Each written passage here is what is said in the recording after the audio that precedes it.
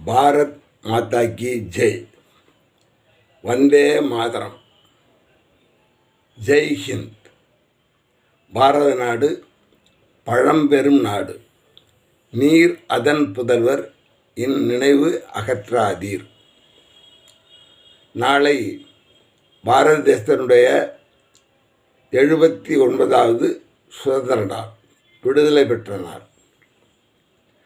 சுதந்திரம் என்பது சும்மா வரவில்லை. எத்தனை உயிர்கள், எத்தனை உடைமைகள், எத்தனை பேர் குடும்பத்தை இழந்தார்கள், உடல் உறுப்பை இழந்தவர்கள், இப்படியெல்லாம் பெற்றதான் சுதந்திரம். இன்று நாம் கருத்து சுதந்திரம் பேசுகிறோம், சொத்து சுதந்திரம் பேசுகிறோம். அதே மாதிரி இன்னும் பலவிதமான சுதந்திரம் என்று சொல்லி நாட்டிற்கு புறம்பான காரியங்கள் எல்லாம் செய்து கொண்டு இருக்கிறோம். காரணம் என்னென்னா, இந்த சுதந்திரத்தினுடைய அருமை பெருமை தெரியவில்லை. சுதந்திரம் பெறுவதற்காக ஒவ்வொருவரும் பெற்ற வலி, அடி, உதை, துன்பங்களை எல்லாம் நாம் தெரிந்து கொள்ள ஆசைப்படவில்லை, சொல்லவும் இல்லை.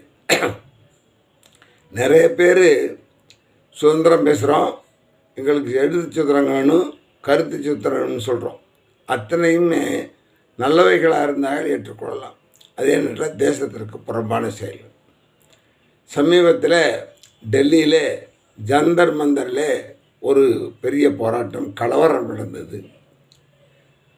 அதில் நீட்டு வினாத்தால் கசித்து விட்டது என்பதற்காக தொடங்கிய போராட்டம். ஆனால் அதில் கலந்து கொண்ட மாணவர்கள் பெரும்பாலும் இதற்கு தொடர்பில்லாதவர்கள் தான். காரணம், மாணவர்கள் என்ற பெயரிலே அவர்கள் பெரிய கலவரத்தை உருவாக்க செய்தார்கள். அதே நேரத்தில் அந்த கலவரத்தில் ஏதாவது பலிகள், ஏதாவது உயிரிழப்புகள், மற்ற பெரும் சேதங்கள் ஏற்படும் என்ற திட்டத்தோடு அவர்கள் ஈடுபட்டார்கள். ஆனால் நம்முடைய அரசாங்கம், இராணுவ வீரர்கள், காவல்துறையைச் சேர்ந்த பெருமக்களெல்லாம் மிகவும் அவர்கள் சிரமப்பட்டார்களே ஒழிய யாருக்கும் எந்த விதமான சிரமம் கொடுக்காமல் ஏறத்தாழ அது அடங்கி ஒடுக்கப்பட்டது. இந்த கலவரத்தில் சொல்லப்பட்ட விஷயங்கள், மீண்டும் காஷ்மீருக்கு 370வது சரத்தை கொண்டு வர வேண்டும், நீக்கக்கூடாது. அதே மாதிரி பாகிஸ்தான் ஜிந்தாபாத். அதே மாதிரி கரப்பான் பூச்சி ஜனதா பார்ட்டி என்ற பெயரில் அந்நிய சக்திகள் உள்ளே புகுந்து, இதெல்லாம் கிட்டத்தட்ட பல ஆண்டுகளாக எப்படியாவது பாரத தேசத்தை அடிமைப்படுத்த வேண்டும். ஏன் இப்பொழுது இவ்வளவு முனைப்பு என்று சொன்னால், முன்னாடி பாரத தேசம் ஆயுதங்களை பிற நாடுகளிலிருந்து வாங்கி கொண்டிருந்தது. குறிப்பாக அமெரிக்காவிலும் ரஷ்யாவிலிருந்து வாங்கி கொண்டது. இன்று நாம் என்ன செய்கிறோம்? ஆயுத உற்பத்தியில் தன்னிறைவு பெற்றிருக்கிறோம். அதே மாதிரி தரமான ஆயுதங்களை உருவாக்குகிறோம். அதே மாதிரி தரமான ஆயுதங்கள் இருக்கின்ற காரணத்தால் பல வெளிநாடுகள் நம்முடைய ஆயுதங்களை வாங்குவதற்கு தயாராக இருக்கிறார்கள், வாங்கி கொண்டிருக்கிறார்கள். அதனால் அந்நிய செலவாணி பெறுகிறது. இதே நேரத்தில் அமெரிக்காவுக்கு கைகட்டி சேவகம் செய்து எப்படியாவது அந்த ஆயுதங்களைத்தான் வாங்க வேண்டும் என்ற ஒரு நிலைமை இருந்தது. இறக்குமதி செய்ய வேண்டிய நிலைமை இருந்தது. இப்பொழுது ஏற்றுமதி செய்து கொண்டிருக்கிறோம். ஆக ஆயுதங்கள் விற்பனை என்பது அமெரிக்காவிற்கு ஒரு பலத்த அடியை கொடுத்திருக்கிறது. அதே மாதிரி மருந்துகளில் அவர்கள் வைத்த விலை, அவர்கள் கொடுக்கின்ற மருந்துகள், இப்பொழுது அதெல்லாம் மாறிப்போய்விட்டது. இன்றைக்கி இந்திய மருந்துகள் நம்பகத்தன்மையாக இருக்கின்றன. அதே மாதிரி இந்திய மருந்துகள் விலை குறைவாக இருக்கின்றன. அதே மாதிரி இந்திய மருந்துகள் மிகவும் சீப் அண்ட் பெஸ்ட் என்று சொல்வார்கள். அந்த மாதிரி ஒரு மருந்துகளெல்லாம் உருவாக்கப்பட்டு விட்டு இன்று உலகத்தில் நம்பகத்தன்மையோடு நல்ல மருந்துகள் இந்தியாவிலும் கிடைக்கும் என்ற ஒரு நிலைமை வந்திருக்கிறது. அதே மாதிரி மருத்துவத்தில், மருந்து விற்பனையில் கொடிகட்டி பறந்து கோடியாக கொள்ளையடித்த அமெரிக்காவுக்கு இது ஒரு பெரிய அடி. அதனால தான் என்ன செய்கிறாங்கன்னா, இந்திய பொருளாதாரத்தை நசுக்க வேண்டும், இந்தியாவை அடிமைப்படுத்த வேண்டும், இந்தியாவை பிளவுபடுத்த வேண்டும். அதே மாதிரி இன்றைக்கி உலகத்தில் டிஜிட்டல் எதை எடுத்தாலும் சரி, இன்றைக்கி பழைய காலங்கள்லாம் என்ன செய்யணும், பணத்தை கட்டிக்கிட்டு வெளியூர் போனோம்னா நமக்கு மிகுந்த பயமாக இருக்கும். காரணம் என்னென்னா, இந்த பணத்தை எப்படி பாதுகாப்பது, எப்படி கொண்டு போய் சேர்ப்பது என்ற ஒரு நிலையெல்லாம் இருந்தது. இன்றைக்கி அதெல்லாம் மாறி என்னென்னா, ஃபோனில் உட்காந்து, செல்லில் உட்காந்து, அதே மாதிரி கம்ப்யூட்டரில் உட்காந்து பல கோடிகள் வரவு செலவு நடைபெற்று கொண்டிருக்கின்றன. இந்த மாதிரி விஷயங்களெல்லாம் அமெரிக்காவுக்கும் மற்ற ஐரோப்பிய நாடுகளுக்கும் கொடிகட்டி கொள்ளையடித்த நாடுகளுக்கெல்லாம் மிகவும் பாதிப்பாக இருக்கிறது. அதனால் என்ன செய்கிறார்கள், இங்கே ஒரு கூட்டத்தை, கொள்ளை கூட்டத்தை, சோம்பேறி கூட்டத்தை, படித்தவர்கள் என்ற பெயரை சொல்லி ஓசிச்சோடு சென்று உடம்பை வளர்த்து கொண்டிருக்கின்ற கூட்டத்தை வளர்த்து வைத்து அவர்கள் மூலமாக இங்கே பலவிதமான போராட்டங்களை நடத்துகிறார்கள்.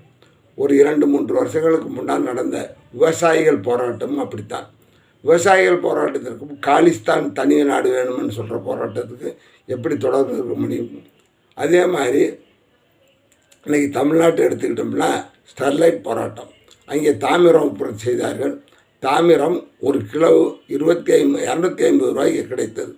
இப்பொழுது அந்த தொழிற்சாலை மூடப்பட்டதால் தாமிரம் என்பது எலக்ட்ரானிக்ஸ் பொருள்களுக்கு மிகவும் முக்கியமான உலகம். இப்பொழுது ஒரு கிலோ 250 ரூபாய்க்கு வாங்கி கொண்டிருந்த நாம் இப்பொழுது என்ன செய்கிறோம், சீனாவிடமிருந்து ஒரு கிலோ 750 ரூபாய்க்கு வாங்கி கொண்டிருக்கிறோம். காரணம், சீனாவினுடைய விசுவாசிகள், சீனாவுக்கு அடிமைப்பானவர்கள், சீனாவுக்கு விளைபோனவர்கள் அவரிடம் கைக்கூலியாக இருந்து கொண்டு இங்கே ஸ்டெர்லைட் போராட்டம் நடத்தினார்கள். அதனால் ஸ்டெர்லைட் ஆலை மூடப்பட்டது. அதே மாதிரி ஹைட்ரோ கார்பன் என்னென்னா நடுவாசல், தஞ்சாவூர் மாவட்டத்தில் இருக்கக்கூடிய ஒரு நடுவாசல், அந்த கிராமத்தில் ஒரு பெரிய போராட்டத்தை பண்ணி அந்த இதை நடக்கிறார்கள். அது மாதிரி இப்போ இன்றைக்கி இந்திய பொருளாதாரம் உயர்ந்து கொண்டே இருக்கிறது. உலக வங்கி இதை சொல்லிக்கொண்டே இருக்கிறது. இது மற்ற நாடுகளுக்கு பொறுக்க முடியவில்லை. பொருளாதார அடி வாங்கினால் நிச்சயமாக அந்த நாட்டினுடைய எதிர்காலம் பிரச்சனையாகும் என்பதை சொல்லி என்ன செய்கிறார்கள், இப்பொழுது நம்முடைய நாட்டிற்குள்ளவர்களையே தூண்டிவிட்டு நாட்டை பிளவுபடுத்த வேண்டும். நல்லவர்கள் ஆட்சி செய்கிறார்கள், அந்த ஆட்சியை கவிழ்க்க வேண்டும். மீண்டும் இந்தியா அடிமைப்பட வேண்டும். மீண்டும் இந்திய பொருள்களை வாங்கக்கூடாது. என்ன செய்ய வேண்டும், மற்ற அமெரிக்க பொருள்களையும் ஐரோப்பிய நாட்டு பொருள்களையும் சீன பொருள்களை வாங்க வேண்டும் என்ற ஒரு குறிக்கோளுடன் தான் இங்கே தொடங்கப்பட்டது கரப்பான் பூச்சி போராட்டம். இதெல்லாம் கொஞ்சம் யோசிக்கணும். நம்முடைய நாடு இப்பொழுது உயர்ந்து கொண்டிருக்கிறது. கொரோனா வந்துச்சு. கொரோனா காலத்தில் நம்முடைய நாட்டு மக்கள் என்ன செய்தார்கள், அறிஞர்கள் மிகவும் சிறந்த ஆராய்ச்சியாளர்களெல்லாம் சேர்ந்து கொரோனா தடுப்பூசி கண்டுபிடித்தார்கள்.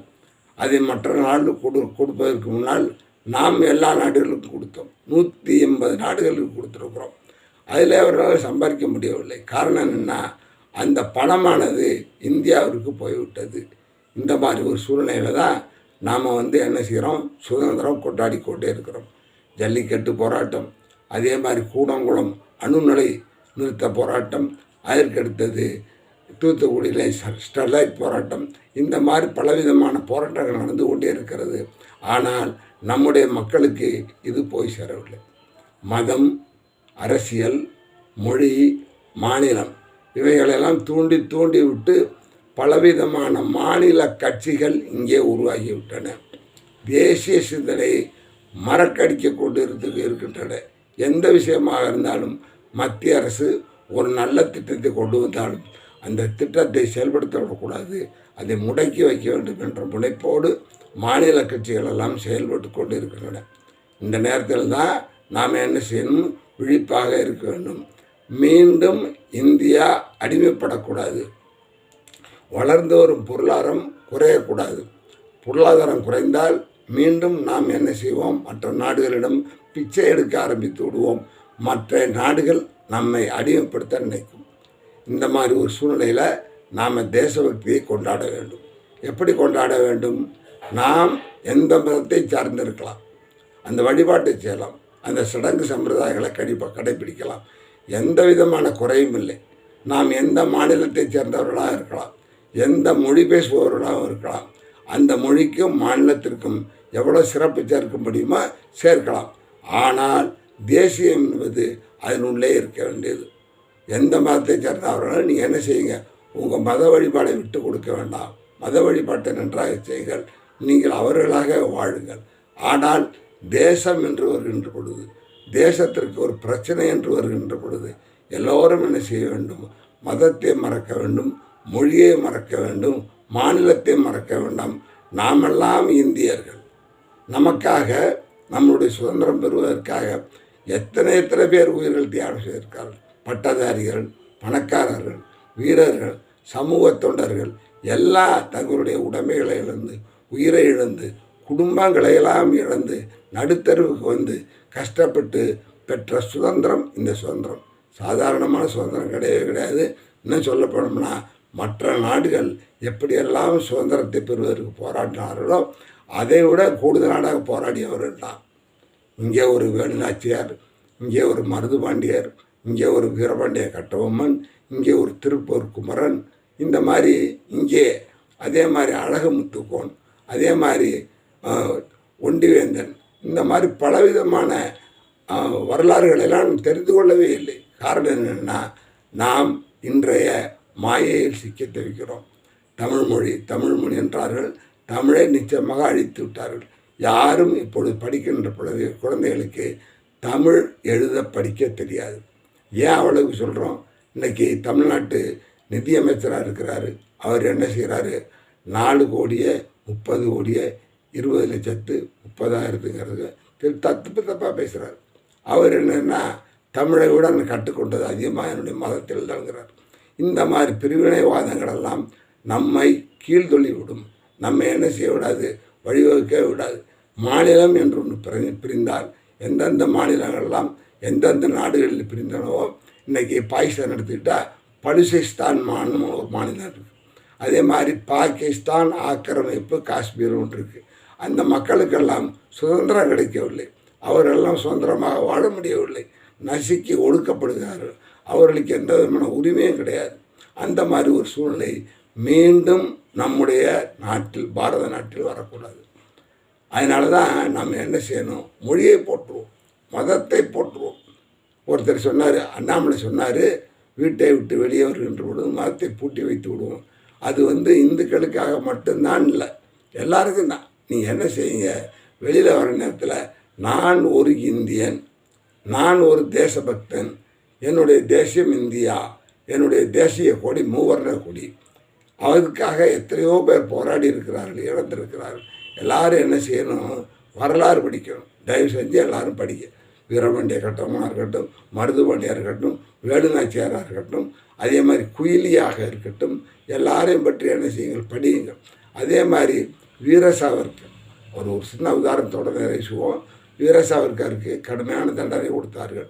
அவரை பற்றி திட்டி கொட்டுகிறார்கள் அறிவு இல்லாதவர்கள். அதாவது செவத்தில் நிறுத்தி 2 கைகளையும் செவத்தில் வைக்க சொல்லி 2 கைகளுக்கும் பூட்டு போட்டு வளையம் போட்டு அதற்கடுத்து காலிலும் 2 போட்டு கீழே உட்கார முடியாது, நிமிர முடியாது, ஏதாவது அரித்தால் சொரித்தால் கூட சொரிய முடியாது. அவ்வளோ கொடுமைப்படுத்தினார்கள் ஆங்கிலேயர்கள். அந்த மாதிரி அந்தமான் சிவர்கள் அவங்களுடைய வரலாறுகள்லாம் படித்தா தான் நாம் நம்முடைய தேசத்திற்காக, நாம் நம்முடைய சுதந்திரத்திற்காக நாம் எத்தனை பேரை இழந்திருக்கிறோம். மீண்டும் அந்த மாதிரி ஒரு நிலைமை வரக்கூடாது. அப்படிங்கிறதுக்காக தான் இந்த பதிவு. அதனால் நம்மை திசையிருக்கக்கூடிய வெளிநாட்டு சக்திகளுக்கு நாம் அடிமையாகக்கூடாது. இன்றைக்கி நம்முடைய மிகப்பெரிய விஞ்ஞானிகள், பொருளியல் அறிஞர்கள் எல்லாருமே என்ன செய்கிறாங்க? கொடிகட்டி பறக்கிறார்கள். இன்றைக்கி அமெரிக்காவுன்ற தேசத்தை ஏறத்தாழ 20% இந்தியர்கள் தூக்கி பிடித்து கொண்டிருக்கிறார்கள். அதெல்லாம் அவங்களுக்கு பிரிக்கலை. அதனால தான் இன்றைக்கி இவ்வளோ பெரிய குழப்பங்கள். அதனால் இன்றைக்கு நம்முடைய அரசாங்கம் சுதந்திரமாக செயல்பட்டு கொண்டிருக்கிறது. நம்முடைய பாதுகாப்பு வீரர்களுக்கெல்லாம் நல்ல சுதந்திரம் இருக்கிறது.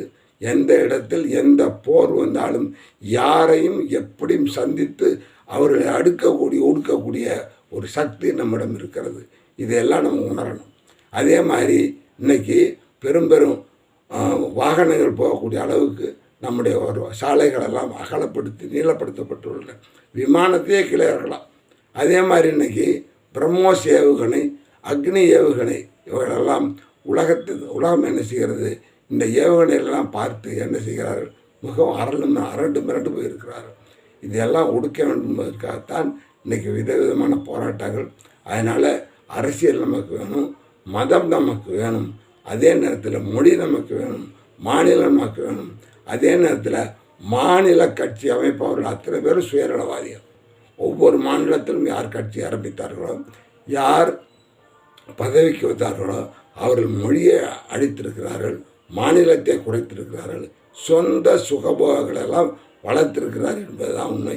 அதனால் இந்த சுதந்திர தினத்தன்னைக்கு நாம் என்ன செய்வோம்?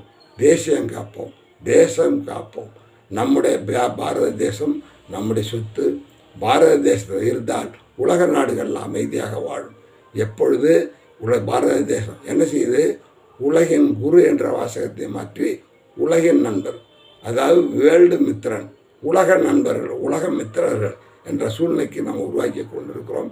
ஏறத்தாழ இல்லாத எளிய நாடுகளுக்கெல்லாம் உணவிலிருந்து மருந்துகளிலிருந்து இன்னும் இலவசமாக கொடுத்து கொண்டே இருக்கிறோம். அதனால் இந்த நிலைகளெல்லாம் நீடிக்க வேண்டும் என்று சொன்னால் நிச்சயமாக பாரத தேசத்தினுடைய சுதந்திரம் பாதுகாக்கப்பட வேண்டும். அதே மாதிரி இந்த பாரத தேசத்தினுடைய சுதந்திரத்தை பாதுகாக்கக்கூடிய பொறுப்பு இன்றைய இளைஞர்களுக்கு உண்டு. சுதந்திர வரலாறு படியுங்கள், நம் நாட்டினுடைய பண்பாடு படியுங்கள், நம் நாட்டினுடைய கலாச்சாரத்தை தெரிந்து கொள்ளுங்கள், அதையெல்லாம் நினைத்து வாழுங்கள் வாழுங்கள் என்று சொல்லி என்ன செய்கிறேன்? இந்த பதிவை நிறைவு செய்கிறேன். வாழிய செந்தமிழ், வாருக நற்றமிழர், வாழிய பாரத மணித்திருநாடு. வந்தே மாதரம், வந்தே மாதரம், வந்தே மாதரம். பாரத் மாதா கி ஜெய்.